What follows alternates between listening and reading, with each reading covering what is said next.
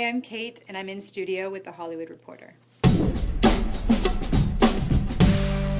Hi, thank you so much for being here. Thank you for having me. Okay, so we're here to talk about your new movie called Nona. Yep. You have a supporting acting role in it, and you are also a producer on the film.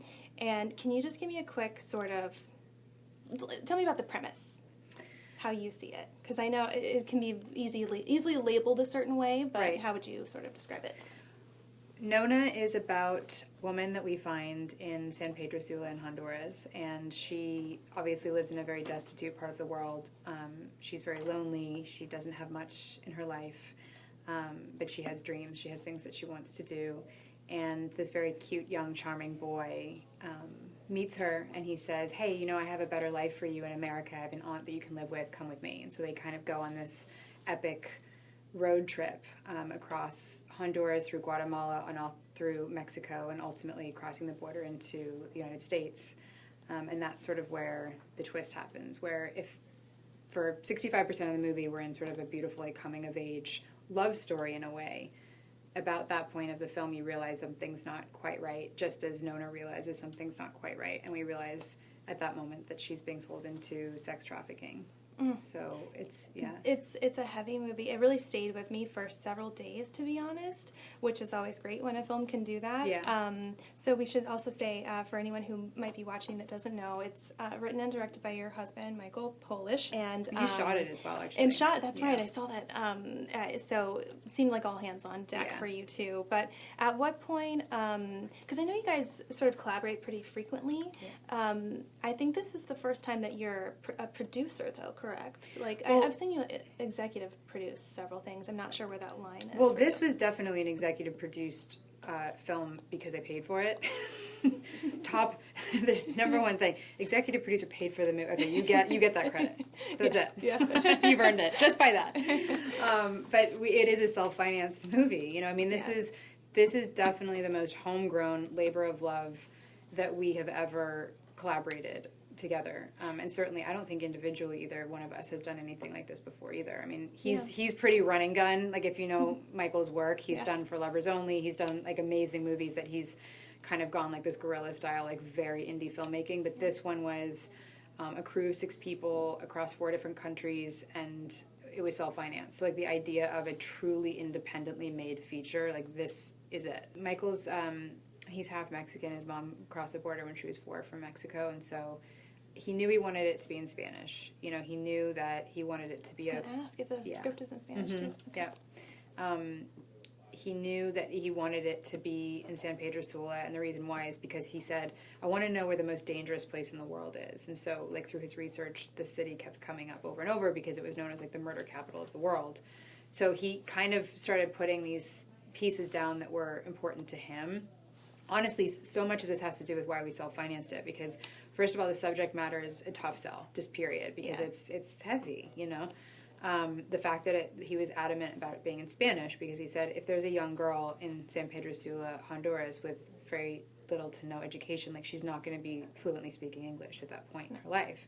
And he wanted to cast an unknown Latina girl. And so, like, all these things were you know, elements where people were like, but could you cast so-and-so? And Michael was like, well, I really want her to be faceless and nameless. First, it's the point of the movie, No Name, is that, like, you don't know her name, you don't know her face, and then ultimately by the end that you do, and that's sort of the whole point of the movie. So there were things that people wanted from us in order to greenlight it, and he was pretty adamant about the authenticity of it. So there was, like, these kind of pillars of things that I think he put down to create the story, and I know from obviously being married to him and knowing him so well, like, he feels much more influenced by, like, his Mexican heritage than almost his, you know, father's side, who's from Montana. And so I think, like, for him, it was like a real kind of stroke, a real homage to that part of his culture. And so many of the stories that are in the movie are personal. Like, this is like a funny one, but there's a moment on the top of the bus where Heicho says to Nona, you know, you know what the worst name is for a dog? Happy. He's always happy. You know, our dog's name is Happy. Oh. He's always happy. Cute. And so it's like this kind of like funny little anecdote that, you know, he'll put in like, you know, randomly throughout the movie that, you know, he has in his own life or something that his family members have done or whatever that he's kind of picked up and sort of scouted it throughout the film. But, you know, I'm lucky. I'm like married. We're in a wonderful time of, as we know, we all know, of being in a moment of very like female forward topics, very female forward, you know, films, TV shows, wanting to put women at the center of stories. And I'm lucky that, you know, I'm married to someone who we have a production company together that like that's an equal focus for him as it is for me. And it always has been. Like he's always said to me, oh, women are so much more interesting than men. I'm like, I will not disagree with you there. They're a little more complex maybe. And, you know, it's great though because we do need, we can talk to each other as women all For day sure. long and we can preach to the choir, but we do also need men on our side. Yeah, you know, we need men championing us and standing up and being like part of that voice for us. Because also, whenever men are behind closed doors, we're not in those conversations. Right. So if you know he's maybe can also be a voice and a good ally, there, you know, that's also very important. Absolutely. I mean, ultimately, I think as artists and as people watching movies or television shows, like you want to see dynamic characters, right? Like ultimately, you know, you can really think about almost like a sexless quality at a certain point, you know, where like obviously there's going to be like very female informed things or very male informed things, but ultimately like we're all looking for multi-dimensional, interesting characters in the world, and those are the ones that are iconic, and those are the ones that everyone wants to be a part of. So I don't think Mike sees in any way like, oh, this has to be a male character. You know, I think like he's someone who's always thinking like, oh, if we actually, like, he'll get a script and he's like the type of filmmaker that will say, I really love it, but don't you think it'd be a bit more interesting if it was a female, like as like that all of a sudden makes everything more interesting. So I think if we can have that kind of dialogue just in terms of equaling the playing field that way with both men and women, it's really sort of the important part of moving the dial, really. Definitely. You know? Yeah. It looks almost very docu-style, sort of verite. How much was in the script? I mean, obviously you can't pinpoint an exact number, but I'm just wondering how many shots you were, or how many times, like, were you constantly sort of looking as you're there and filming? Are you looking for, oh, this is interesting, let's shoot some of this? Because there's a lot of, like, locals and a lot of local color and, you know, that kind of thing. I mean, he wasn't able, we didn't have the money and the ability to, like, location scout, for example. So in the script was very, like, totally developed in terms of the scenes and the dialogue, and it wasn't like an improv movie. It was all very scripted. But what was left up to determination of getting to a place was location. So, for example, Michael would have in the script, you know, a whole scene between H.O. and Nona, and it will just be like location unknown. And so he would, you know, he would land in San Pedro Sula, and he would say, oh, wow, okay, there's a great church. We can do that. This scene's going to be in the church. And then I knew he was really adamant about the Coca-Cola sign because that's a very famous kind of fixture there. Yeah. And so, like, I remember he told me that they, like, trekked up and, like, Jesse, like, sat in the sea or something. But the locations were the thing that he really left up to finding. Usually he'd location scout the day of or maybe the day before if he was lucky. Wow. And then, like, the cemetery scene when she's talking to him about, you know, how you prepare a body, when they're talking about his ex-wife, that I know, like, he found the cemetery that he loved so much, and, like, he was like, are you guys both prepared to do the scene? Because I don't think it was scheduled until, like, a few days later. Yeah. And so they were like, yeah. I mean, I don't know if they were totally prepared, but they just launched into it. I think being a part of this movie and, like, knowing Michael and knowing his work and just knowing, like, you will not fail when you work with him. Like, he won't let you. Right. It's such an amazing, like, immersive creative experience. And I know, like, both, because this was Sulem's first movie. Yeah, you know? I was gonna get into also the actors. I mean, I know Jesse, who plays Hitch, like, he's had some credits, but she's basically, you know, she did, I think, maybe one short film from what I could tell, and then this film. And it's heavy. I mean, it's really, I mean, it's a full-on lead. It's a dramatic lead, you know, and I've done it before, so I know the sort of, I know what it takes. It's a lot of pressure, and it's just a lot to process as you're doing it and before you're doing it, and certainly doing something like this that's unconventional. Well, it's nice that they trusted, I mean, you know, I assume actors just always want to, you don't always get a say in what you do. Right. If someone's making a film or whatever it is, you're like, cool, I want to act, so I'll do it. I'll do what you want me to do. But I mean, those two actors, they really are just perfect for those roles. Yeah, they really are. And Jesse's so charming, and like so much of the reasoning it's behind frustrating.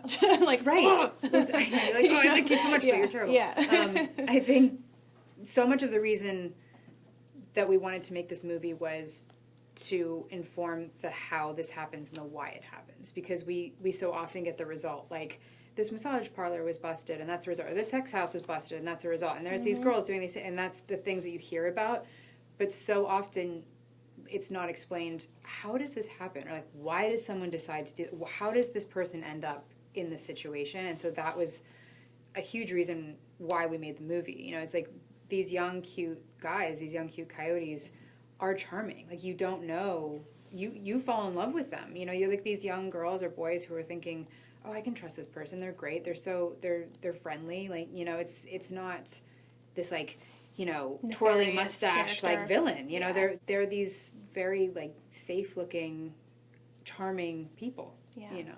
Were you having conversations with Michael about maybe the structure or anything like that? And were you also having any, I guess, as a producer and as someone who is an actor, you act in the film and you've been acting for a long time, so it's like A long time. Which is Too great. many years. Good to for even- you. I've hung on. No, I mean, You can't get rid of me. yeah, there's a lot of women here who would probably kill to be, you know, acting for have such a career. So that's great. But You just have to cling. yeah. You just have to be like, you can't let go. Yeah. It's a white knuckle adventure. Were you having any conversations, whether it's about the structure or the logistics or any of the creative? How did you find yourself as a producer on this film? And what was your acting brain telling you in your creative brain versus your logistical brain? I can pretty easily like turn off the acting part of things, especially with someone like Mike, because he's just a visionary. So it's like, it's exciting because you're just like you're on that train with him, you know? Yeah. For me, I wasn't able to go to Honduras or Guatemala or even Mexico because they were shooting in such rural parts. There was truly so much cartel that a lot of our money went to security. And we had an ex-Navy SEAL that traveled with them at all times, and he could, from a satellite image, see like where cartel activity was happening, and he would say, and I'd be in LA, and so I was available at all times, usually booking everything that they needed, whether it was like, we need another armed vehicle, okay, so I'd call in and pay for it, whatever, we need to stop at this hotel, and this is a hotel that we know is a safe place, okay, so I booked that. So it was kind of the logistics on the ground in Los Angeles, kind of constantly communicating. Like, I didn't do anything else during that time. I was like, I had my station, I had set up so that I could be available at all times. Did that make you I mean, this is your husband. If my husband was out in, you know, Honduras being like, Yeah. I need an armed vehicle, were know. were you scared? Were you ever nervous for him You know, and his safety? Like, to know Michael is to know that you're with and, like, dedicated to a real cowboy. And I like mean that. Like, there's no like controlling the situation. There's just trying to support and like protect someone who has like a real vision. So to sort of fight it is almost going to put more energy into something that is a lost cause. That was like, you know what he's going to do. So I mean, there was one moment I ended up speaking at the Kennedy Center with a organization called Vital Voices, and it was on International Women's Day. Vital Voices put literally a vital voice to different incredible like females around the world that are doing things like that you wouldn't ordinarily hear about. And there's these two ladies from Guatemala, and they were going on stage to talk about the efforts that they were doing in Guatemala. And they came off stage, and I was going on stage a few people later, and I said, oh, I really want to talk to you because my husband's actually in Guatemala right now. And they said, where is he? And I told them, and they said, is he okay? And I said, what do you mean? And they said, oh, there was just basically like all these women were protesting human trafficking, and they were basically slaughtered there. I mean, it was like absolutely like a horrendous crime for them using their voice, you know, to say like enough is enough. And Michael had seen those women but had driven by and like continued on. So it was like this really bizarre sort of like his world and my world like sort of passing, and I remember calling him to see if he was okay, and he said, oh, I remember I saw those women, it was yesterday or whatever. That was like the one moment that I said, I just need for you to tell me that like the decisions that you're making there, like that you're okay, and that you know the barometer of like, please know that there's I know that like there's a line that you want to like dance on and sort of, you know, think about, but please don't cross it over too far. And he was like, no, I won't. And so that was like literally the one moment that was like a real moment between probably more husband and wife than producer filmmaker. Yeah. It's just knowing that for Mike, he like needs to tell this story, and like every single person actually involved in the movie, even like Sulem, Jesse, you know, we had another camera operator, Aiden, Michael, you know, a small group of people there. Everyone kept saying like, this is to tell the story of these people. You know, like we're telling the fictionalized story, but these people are actually in danger, held against their will, going through absolute hell. Yeah. So I think like having that in your mind almost overtakes like your own reality. Like it was kind of amazing, like to just put it all with that intention. Yeah. You know? Well, the film is great. It's very impactful, and I hope everyone sees it. When can everyone see it? You can see it now. You can see it on Amazon, on demand, in demand. We set up a website called nonamovie.com that will show like all the live links of where you can see the movie, and also a call to action of how you can join the fight to end human trafficking. So if you want to go to nonamovie.com, that would be wonderful. Okay, great. Thank you so much for being here. Thank you for giving us this film, and everyone, thank you for watching.